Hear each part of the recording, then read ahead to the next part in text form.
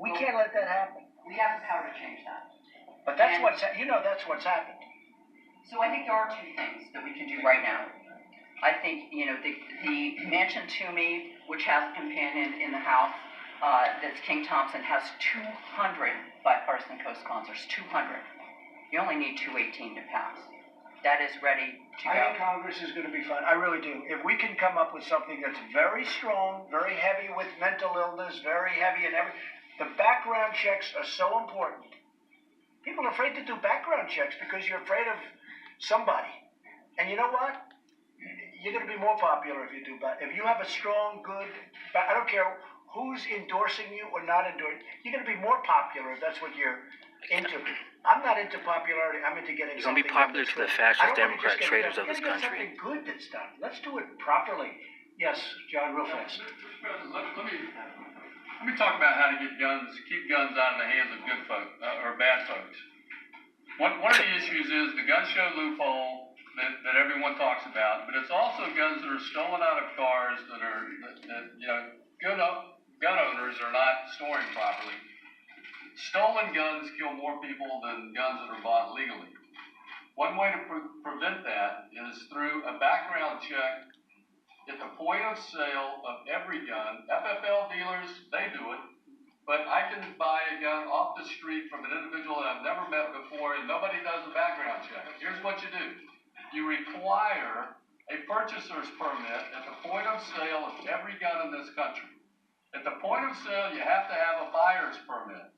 And the way you get your buyer's permit is, if I want to buy a gun from Senator Rubio, I go to an FFL dealer, I have my background check run, I get my buyer's permit, I take it to him, and he sells me his gun after I show him my permit. The NRA would love Now listen, if I don't have my permit,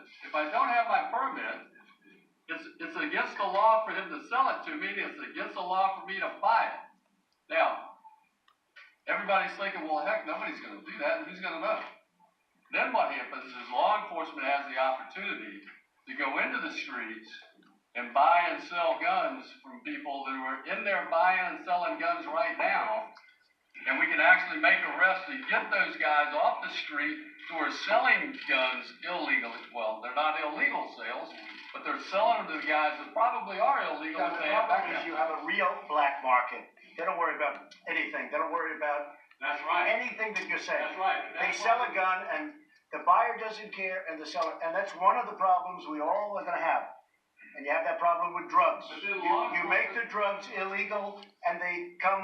Well, you've never had a problem like this. We're fighting it hard, but you've never had a problem like this. So you have the same problem with guns.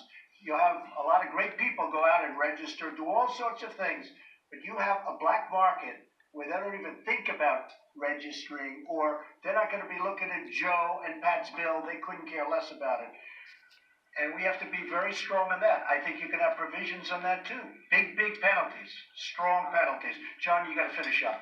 Well, I was just going to say, the purchaser's permit allows law enforcement to then go into that black market and buy and sell guns and make arrests of the folks who are in there doing it illegally. You've got to be very tough on the black market. Exactly. Hi, Mr. President. Yes, thank you.